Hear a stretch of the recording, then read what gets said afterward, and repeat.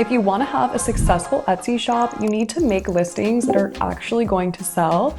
And so in this video, I'm going to talk about ways that I have scaled multiple Etsy shops. I'm going to tell you exactly what I've done for my strategies where I've made over 100K in my first year on Etsy and how I've implemented that into other shops, helping other sellers become successful on Etsy, and all the things that you need to know that top sellers do and that you don't miss out on so that you can actually get the traffic and see results in your shop. And I know how frustrating it is when you start an Etsy shop and you're not seeing the results, and maybe you put a few listings up and you get no traffic. It's very discouraging, and it's something that happens to everyone, and I want to just give you some tips. And if you're new to my channel, hi, I'm Mac. I make videos talking about e-commerce, passive income, and different ways to make money online, and I'd love for you to be a part of our community here on YouTube, so subscribe if you're not already. So the main thing on Etsy is understanding that it's an e-commerce marketplace. So people are actively coming to Etsy with the intention to make a purchase, whether they're looking for a gift, which is very common because Etsy is a gift-giving platform, or if they want something personalized or just something fun and exciting for themselves or their home. And Etsy is really great because it knows who its customers are, and it actually gives us a lot of data as sellers without us even realizing. Now, what I mean by this is on Etsy, on their homepage, they're showing us stuff, and this isn't just random stuff that's on the homepage. They're showing this to people that are coming to the platform because Etsy knows that people are searching for these items, they're being purchased, maybe they're trendy. Etsy has its own data that we can't access, right? But why would they be promoting these things if people weren't buying them or weren't searching for them? Etsy makes money as we make money. We have to remember that we're selling on their platform and we're giving them, some of our sales. So they want people to purchase the seller's items on their stores. And so we can use this as valuable data, and it's free to see just on the homepage to really see what's selling and what people are looking for. If you can see wall hanging, it always shows you what holidays are coming up, different things, again, that people are searching for, and new arrivals that they're promoting. So I always encourage people to check out the Etsy homepage. Now, why is this relevant, right? So on Etsy, when we are thinking about what to sell,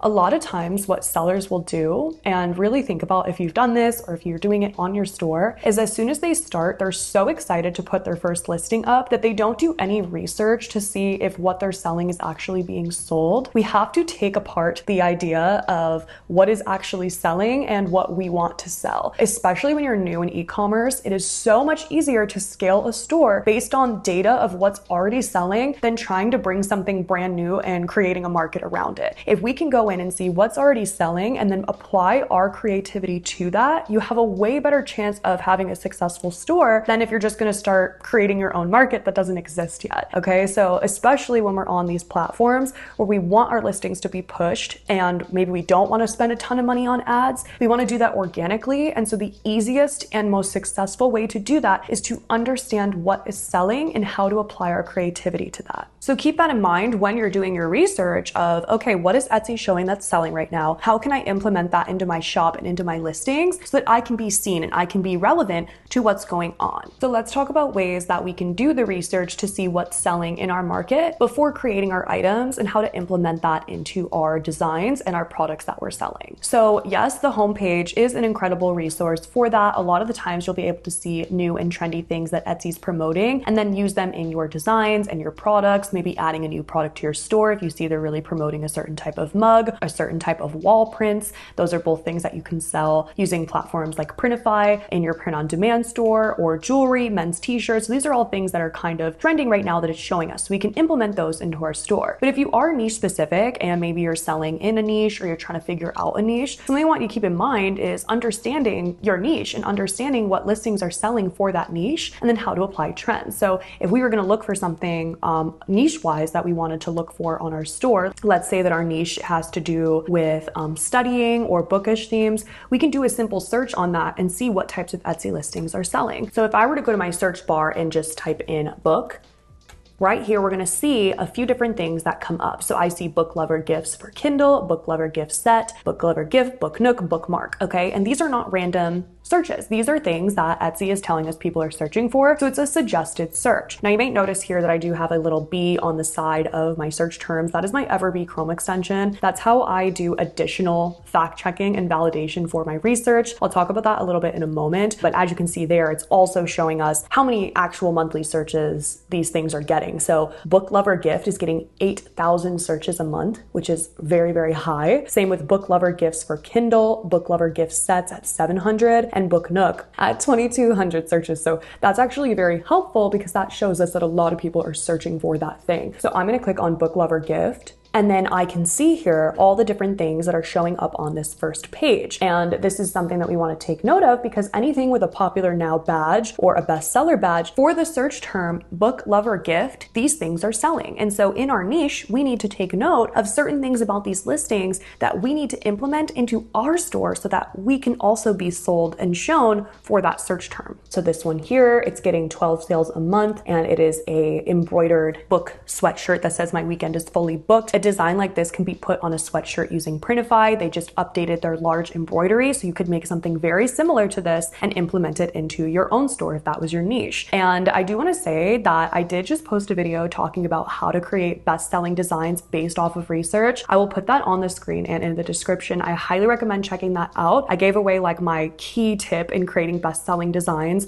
and it's super helpful, so definitely check that out if you have not seen it yet. I'm also seeing these fun art prints, bright colors, and we just want to take note of all these different things. Then we can use this research that we've seen and implement it into our actual listings. Seeing a lot of stuff that says like I'm fully booked or sorry I'm booked in this niche, so those are different things I would implement, and also a lot of embroidered sweatshirts. They seem to be selling very well. This listing gets 65, does that say? 65 sales a month and is doing pretty well. This is also a part of my Everbee Chrome extension. It shows me how much the products are actually selling. That's another thing that I want to stress or bring up is just because a search term is being searched for doesn't necessarily mean that people are buying. So we always want to fact check with a Chrome extension like this, or you can even check the reviews on a product to see how many reviews it has. That will show if it actually is selling, because we don't want to just create products based off of searches if they're not actually purchasing as well. So I'm just fact checking on this book lover and I'm just seeing on the product analytics tool, I clicked Everbee database so that it shows me all the listings in the database here. And I can see some pretty big numbers here. This is monthly revenue. I can just go through and check, what's really selling. This is also interesting too, because it shows the growth rate. So these things here that are not growing or they're on a downtrend, that might be something that you don't want to look at as much, but something else that is,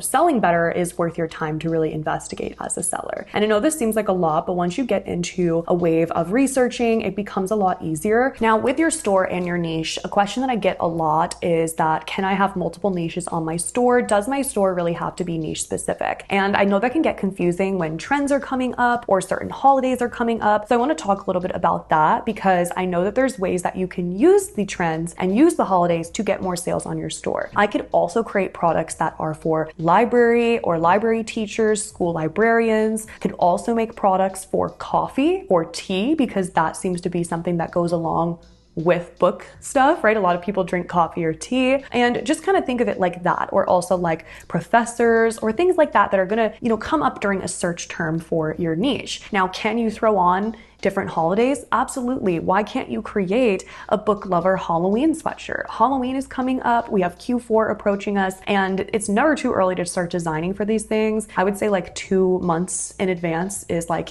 the best of when you can start creating listings. So right now it's like July. So if you want to start creating your October listings, I would absolutely encourage you to do so. And so you can implement your niche into things that are already selling. So if you see a big thing right now are gooses or ducks that are dressed as ghosts. Don't know why, but it's selling on Etsy. You could have one reading a book with something that says I'm booked, so that you're tapping into your book niche, but also a trend or holiday that's coming up. And that's where we're kind of mixing these evergreen niches with seasonal niches. So an evergreen niche is something that sells all year round. So book lover gift sells all year round, right? But Halloween stuff is seasonal. It only sells for a certain amount of time. So that's something that we can, implement and get a high from those sales and an influx in our shop, and then implement that into further holidays that go on. So it's just a way of like adding things to your store that can help it versus making your store a mess of a ton of different things. And always keep everything super organized in your store collection so that people can easily find things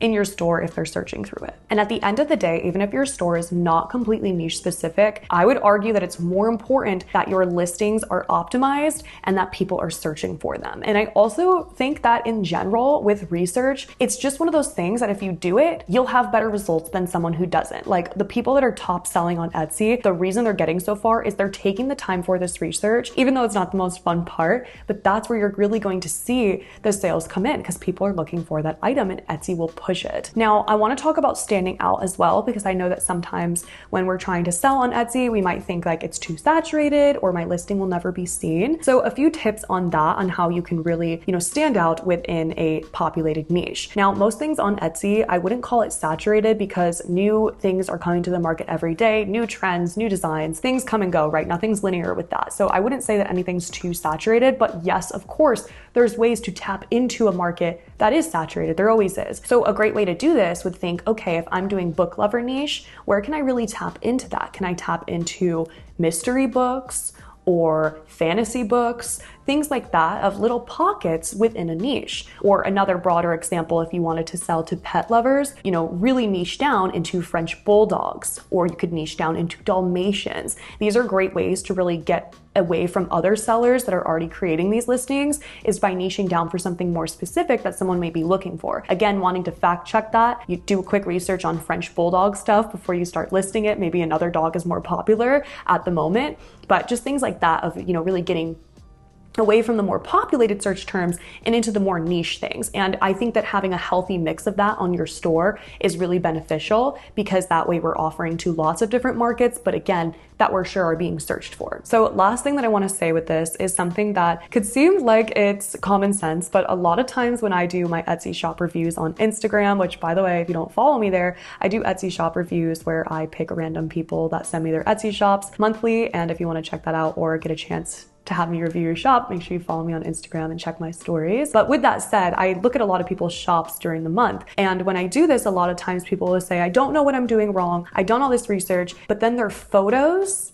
just aren't good. And we have so many resources to make mock-ups and get product photos for our Etsy shops now that it should not be something that you're lacking on. It should be something that you can absolutely create good photos. So some of my favorite ways to do that are using placeit.net for all digital products, or for even your print-on-demand products. It creates AI mock-ups for your products, and you can find a lot of different things there that can stand out. And also you can utilize Hiddle or Canva or whatever art app you use to make creative mock-ups as well, or purchase your mockups on Etsy and then place your designs over them. Now, something I just want to mention with that though, is that they're repetitive. So if you have or purchase the same stock mockup that every other person has on Etsy, they're not gonna push your listing even if people are searching for it. So make sure when you're doing your mockups that your first thumbnail image is unique, but also just showcases your product exactly for what it is. You want to have a mix of stock images, but then also lifestyle or mock-ups that make sense to your niche. So for example, for a book lover sweatshirt, I would want a picture of the book lover sweatshirt as my thumbnail, maybe against a white or a light colored background, and then have someone wearing it, and then followed by maybe something that makes sense to the niche. So the sweatshirt in a coffee shop, or someone wearing it drinking coffee. Those things, we want to implement, but just make sure that that first image is of good quality and it's not just the stock image that Printify gives you. So if you're using your print-on-demand supplier like Printify, like Printful, they are going to give you those stock images, but make sure that's not your first image, but it is one of the ones that you can scroll through so that the customer knows what to expect when they receive the product. So that is all that I have for you today. I hope that this video was helpful. Everything I talked about will be linked in the description below, along with Everbee. If you want to check out that Chrome extension, I use it every single day. I have for years. They do have a free plan that you can try out and see if it's for you, and it has a lot of features on there, and they also have some other options too. Just depends on what you're looking for, so that will be linked below. And also that video that I mentioned will also be linked below. Give yourself grace when selling on Etsy. It is not linear. Things take time, but keep at it, keep doing your research, and you will see success.